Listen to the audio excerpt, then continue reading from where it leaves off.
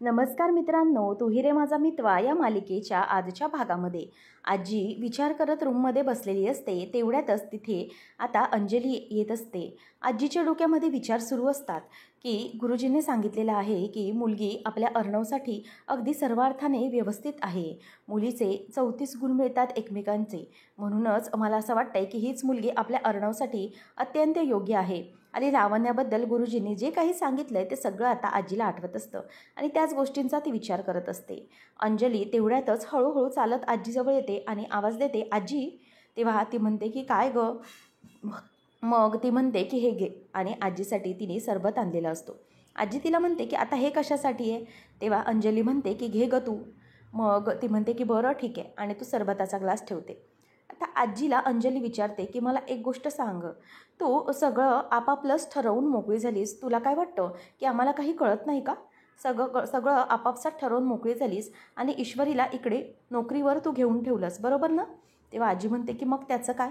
अंजली म्हणते की मला एक गोष्ट कळली नाही आहे पण यामध्ये की तू अर्णव आणि लावण्या यांना एकत्र आणण्यासाठी बघतेस, यांचं लग्न तू लावण्यासाठी बघतेस ना.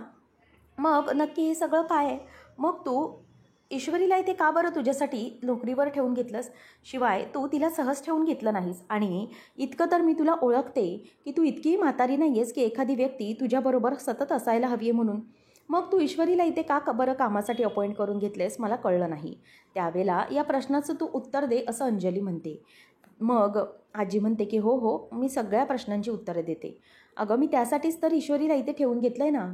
मग ती म्हणते की अगं हो हो, पण कशासाठी. जर चिंटू आणि लावण्याचं लग्न लावायचं असेल तर. तेव्हा मग ती म्हणते की हो अगं, लावण्याला पण मी तर इथे बोलवून घेतलं आहे. मग ती म्हणते की हो, मग काय करणार कायच नक्की तू.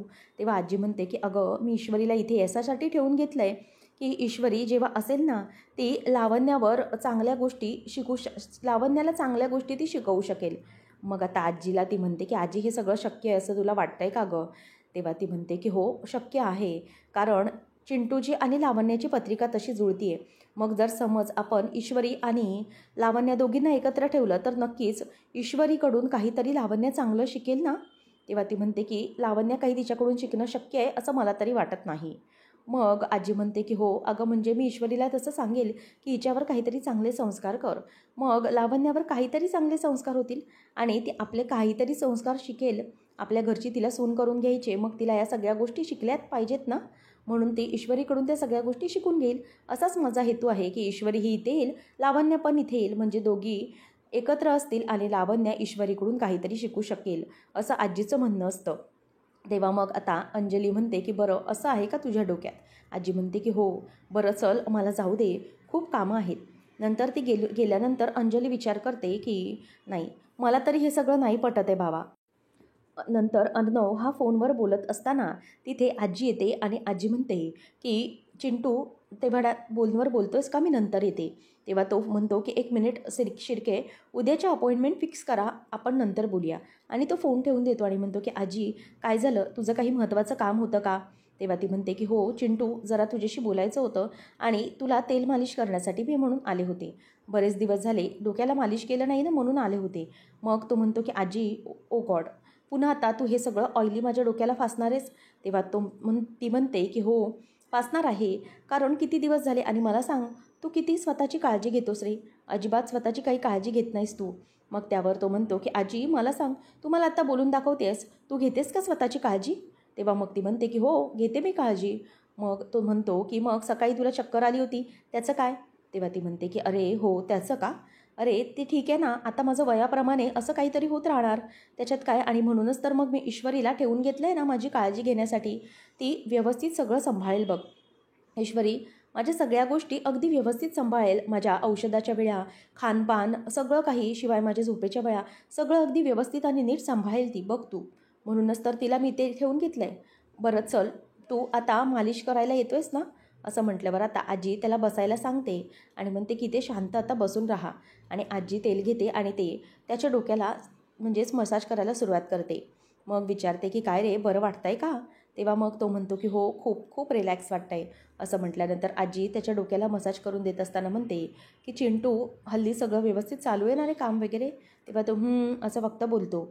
मग नंतर तो म्हणतो की खरंच किती दिवसानंतर असं मसाज करते तुला. अशा रिलॅक्सेशनची खरंच गरज असते आणि तू काय असा नुसता काम करत असतो. स्वतःकडे अजिबातच तुझं लक्ष नसतं. नंतर आजी पुढे विषय काढते की चिंटू तुला माहिती आहे का, अरे लावण्या ना तिला मी काही दिवस आपल्या इथे घरी राहायला बोलवलं आहे. तेव्हा तो म्हणतो की वॉट, त्या लावण्याला आपल्या घरी राहायला कशासाठी? तेव्हा ती म्हणते की अरे किती ओरडतोयस, किती तू जोरात चिडतोयस, अरे काहीतरी आहे म्हणूनच ना. तेव्हा मग तो म्हणतो की का कशासाठी तिला इथे बोलवलंस? तेव्हा ती म्हणते की अरे लावण्याला काही आपल्या महाराष्ट्रीयन संस्कृती आणि चालीरीती समजून घ्यायच्या होत्या, म्हणूनच त्या सगळ्या शिकवण्यासाठी म्हणून तिला इथे यायचं होतं. आणि ती मला बोलली आणि मग मी तिला शब्द देऊन बसली.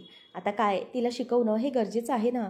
आणि तशी मुलगी चांगली आहे रे ती, फक्त तिला गोष्टी काही शिकायच्यात, मग उगीचच मी तिला नको कसं म्हणू आणि तिला शब्द देऊन बसली आहे. त्यावर आजी म्हणते की असं नको बोलूस, नको कशाला बोलायचं ना, चांगल्या गोष्टींसाठी आणि आपणच पुढाकार घेतला पाहिजे. तेव्हा तो म्हणतो की आजी तिला काही चांगले संस्कार द्यायचेत किंवा नाही द्यायचेत हे सगळं ती आणि तिची आई बघून घेईल ना, तू उगीचच कशाला या सगळ्याच्या मध्ये पडतेस. तेव्हा मग आजी म्हणते की अरे तसं नाही चिंटू, कसं आहे उद्या तिचं लग्न होईल, मग जर तिला चांगले काही 4 संस्कार कळले, चालीरीती कळल्या, मग जरा चांगलंच आहे ना. तेव्हा मग तो त्यावर चिडलेलाच असतो. तेव्हा आजी म्हणते की बरं ठीक आहे चिंटू, तू नकार देत असतील तर आता काय, मला माझा शब्द मेलीचा मोडावा लागेल. आणखी काय, दिलेला शब्द मोडत नाही कधी मी, पण आता मोडावा लागेल, काय करणार. आता तू नकारच देते म्हटल्यावर तिला सांगते मी की नको नको येऊस तू आमच्या घरी, आणि उगीचच मग कशाला या गोष्टी ना. त्यावेळेला मग तो म्हणतो की बरं ठीक आहे, आता तू तिला बोलली आहेस तर ठीक आहे, काहीच हरकत नाही आहे, परंतु एक गोष्ट लक्षात ठेवायची, त्या लावण्याला काहीही जरीही काही प्रश्न पडला तर ते तू बघायचं आहे आणि माझ्यापर्यंत ते सगळं आलं नाही पाहिजे, कळलं ना. म्हणजे ऑफिस ते ऑफिसच ठेवायचं, जास्त तिला काही जास्त हे करायचं नाही. तेव्हा आजी म्हणते की बरं ठीक आहे, तिला जे हवं आहे ते शिकवेन मी, बस बाकी काही गोष्टी तिला मी जास्त इन्व्हॉल्व करणार नाही, असं सरळ आजी त्याला बोलते. आणि मग तो म्हणतो की बरं ठीक आहे. आजी खुश होते की त्याने तिला इथे येण्यासाठी परवानगी दिली. मग आजी आता त्याला जवळ घेते आणि म्हणते की माझं शहाणं बाळते, आणि ती अगदी नातवाला प्रेमाने जवळ घेते. आणि नंतर मग म्हणते की आता तरी डोकं शांत झालं आहे ना तुझं.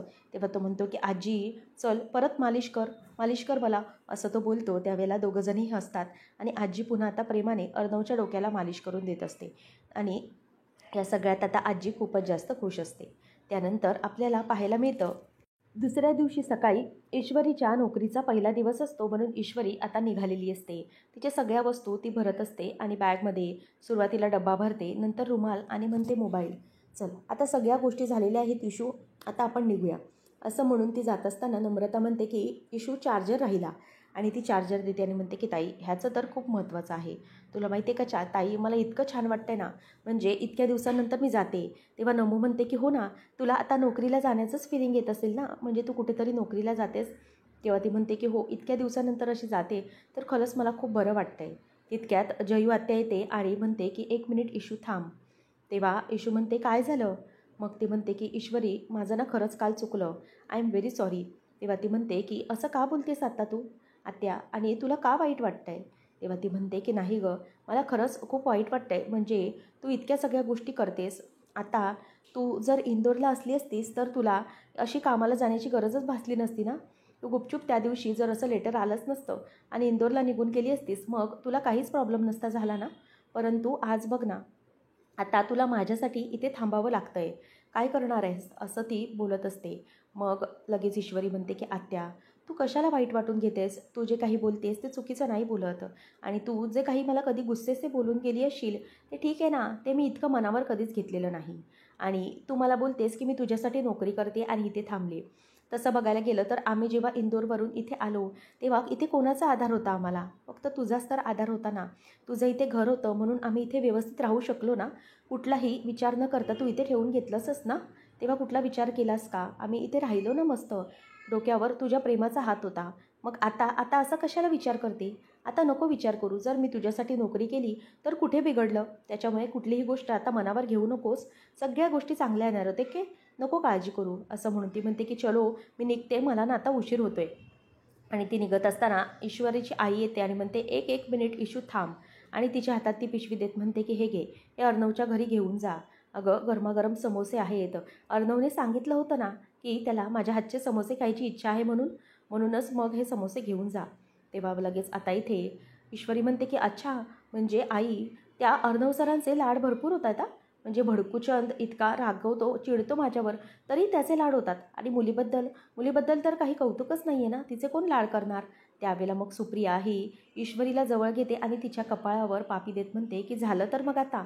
ईश्वरी म्हणते की झालं, एवढ्यावरच तू मला शांत करणार आहेस का आता. मग त्यावर आता लगेच सुप्रिया म्हणते की अगं हो बाळा, तुझे तर लाड होत आलेत आणि होतच राहतील गं, परंतु काय आहे ना, कौतुक तुझंही केलं आहे त्याचप्रमाणे मला तुझा आता अभिमानही वाटतो आहे. खरंच खूप छान वाटते तुझ्याबद्दल. तुला माहिती आहे बाळाची नोकरी करतेस ना, ती खूप पुण्याची करतेस गं. आणि वयस्कर माणसाची सेवा करणं हे काम एखाद्या पुण्यापेक्षा कमी नसतं. आणि म्हणूनच तू त्याची जी काही सेवा करतेस ना, त्याचं फळ तुला ईश्वर नक्की देणार बघ. असं म्हणून ती पिशवी देते आणि म्हणते की आठवणीने ही पिशवी आता तू हातातच ठेव, कुठेही विसरू नकोस आणि घेऊन जा. तुझ्या कामाचा पहिला दिवस आहे ना, उशीर नको व्हायला, जा. तेव्हा मग ईश्वरी म्हणते की हो नक्की नक्की, मी भडकूचंदला हे तुझ्या हातचे समोसे देते, ठीक आहे, आणि निघते मी आता. असं म्हणून आत्या चलो नमुताई चल बाय, असं म्हणून ईश्वरी आता तिथून निघत असते. सगळेजण तिला ऑल द बेस्ट करतात आणि वेळेवर जा असं म्हणतात. आणि मग ईश्वरी म्हणते की मी आज खूप मोठं काम करणार आहे, दोघीजणी मला आशीर्वाद द्या. आता दोघींचेही ती आशीर्वाद घेते. नमू म्हणते की माझ्या पायावर कोण पडणार.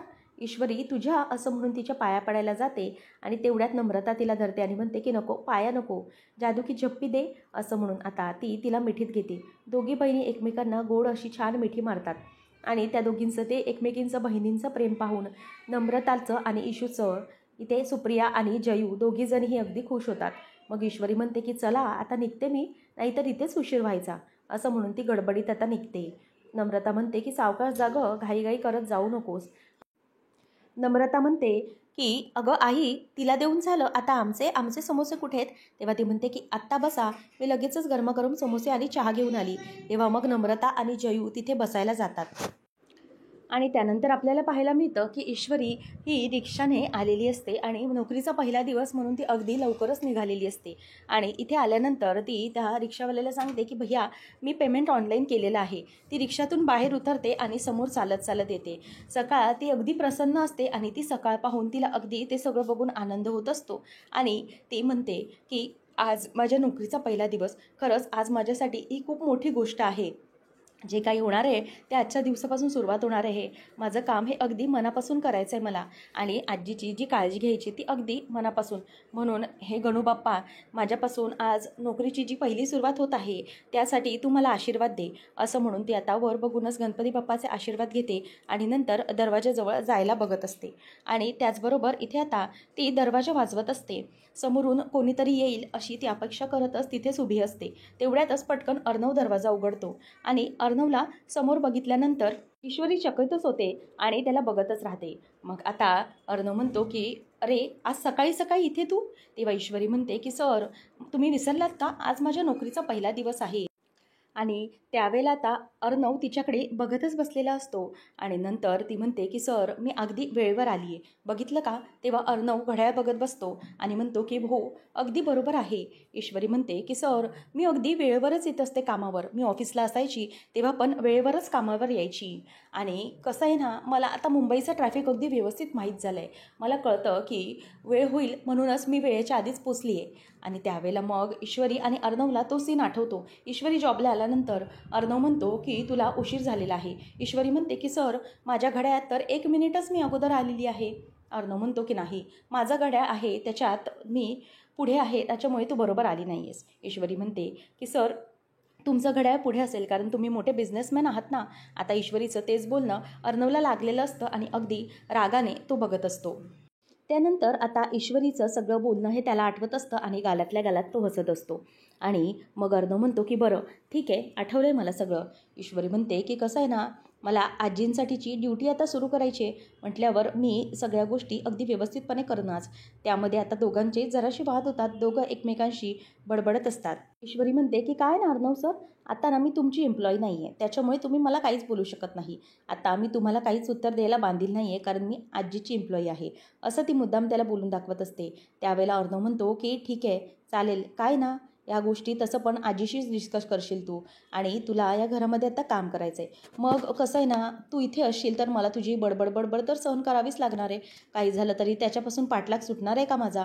सारखी डोक्याला भुनभुन करणारी बडबडही असणारच आहे. तेव्हा ईश्वरी म्हणते की सर, मला तुम्ही असं बोलू नका हां, मी काही बडबड बडबड करत नाही.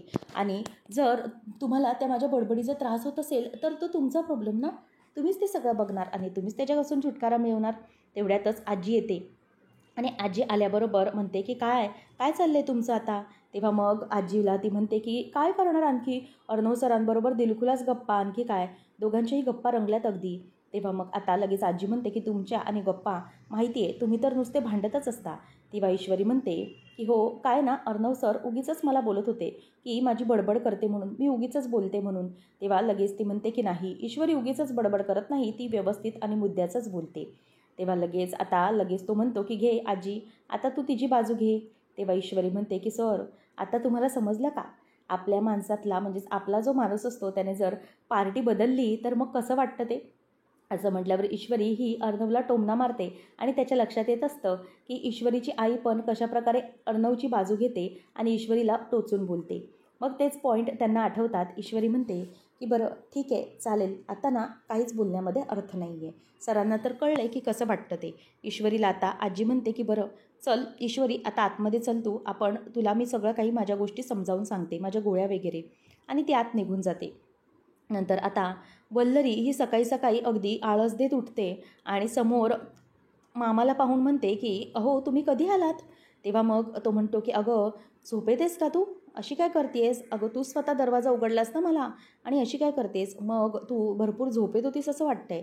तेव्हा ती म्हणते की हो, तेव्हाही झोपेतच होते आणि आत्ताही झोपेतच आहे. खूप झोप येते मला, अजूनही माझ्या डोळ्यावरची झोप उडतच नाही आहे.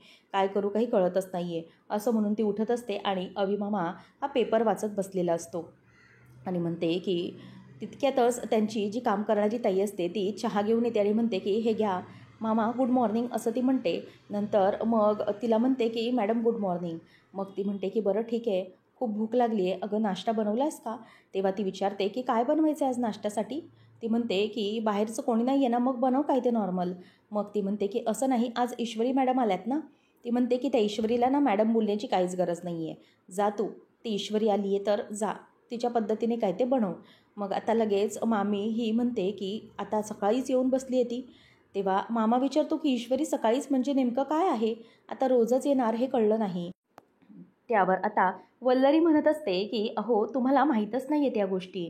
खरं तर तुमची आई आहे ना पूजनीय, तिने त्या ईश्वरीला कामाला ठेवून घेतले केअरटेकर म्हणून. तेव्हा मग खूप चांगलं केलं असं म्हणून मामा खुश होतो आणि चला ईश्वरीला गुड मॉर्निंग बोलून येतो असं म्हणून तो निघून जातो. त्याच वेळेला इथे आता वल्लरी म्हणते की ही ईश्वरी एवढ्या सकाळी इथे येऊन बसली ओल्ड लेडीकडे आणि ही लावण्या काय करते, झोपा काढते की काय, असं म्हणून आता वल्लरी ही लावण्याला फोन लावते. लावण्या ही मस्तपैकी छान गाढ झोपेमध्ये असते. ती म्हणते की शिट यार, इतक्या सकाळी सकाळी हा कोणाचा कॉल आला. म्हणूनच ती खूप फोन घ्यायला जाते आणि म्हणते की हॅलो. अगदी झोपेतच पेंगाळल्यासारखी ती बोलत असते. ती म्हणते की आय नो दॅट, एवढ्या सकाळी सकाळी मला कोण फोन करणार. येस बोला वल्लरी मम्मी, काय काम आहे? तेव्हा ती म्हणते की काय काम आहे अगं, काय करतेस काय तू? ती म्हणते की अहो अजून माझी सकाळ झालेली नाही आहे आणि एवढ्या सकाळी सकाळी तुम्ही मला कशासाठी फोन केला आहे? तेव्हा ती म्हणते की अगं तुला इथे यायचं होतं ना, विसरलीस का? तेव्हा ती म्हणते की हो आहे माझ्या लक्षात, परंतु इतक्या सकाळी सकाळी तिकडे येऊन काय करू मी? मग वल्लरी म्हणते की अगं तुझ्या लक्षात येत नाही आहे, आमच्या ओल्ड लेडीची सकाळ ना ही लवकर होते आणि तू जर अशीच उशिरा येत राहिलीस ना तर मात्र तुझं काही खरं नाही. ती ईश्वरी बघ सकाळी सकाळीच इथे येऊन बसली आहे त्या ओल्ड लेडीची काळजी घेण्यासाठी. मग आता लावण्य उठून बसते आणि म्हणते की शिट यार, काय हे सगळं, म्हणजे इतक्या लवकर उठण्याची मला सवयच नाही आहे आणि ही इतक्या लवकर तिथे येऊन बसली. तेव्हा ती म्हणते की हो तुला पण आता यावं लागेल, काय ना ओल्ड लेडीच्या मनात बसावं लागेल आणि म्हणूनच तुला इथे लवकर येण्याची गरज आहे.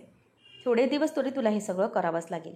ती म्हणते की थोडे दिवस ना ठीक आहे, परंतु नंतर तर मी तिला सरळच विचारेन की काय गरज आहे एवढ्या सकाळी लवकर उठून बसून मी काय करू. तेव्हा मग आता लावण्याला ती म्हणते की आम्ही आत्तापर्यंत हे सगळं बोलू शकत नाही तिला, आणि तू बोलणार आहेस का? तेव्हा ती म्हणते की बोलेन, नक्कीच बोलेन. एकदा की माझं ARशी लग्न झालं ना की मी नक्कीच त्या म्हातारीला हे सगळं बोलून दाखवणार.